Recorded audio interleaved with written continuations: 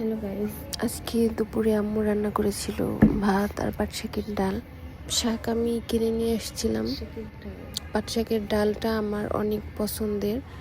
কে কে পাট শাকের ডাল বা শাকের যে কোনো ডাল পছন্দ করেন অবশ্যই কমেন্টস করে জানাবেন। সাথে একটা লেবু নিয়ে নিয়েছিলাম। দুপুরে কে কে দিয়ে ভাত খেয়েছেন এটাও অবশ্যই কমেন্টস বক্সে জানাবেন।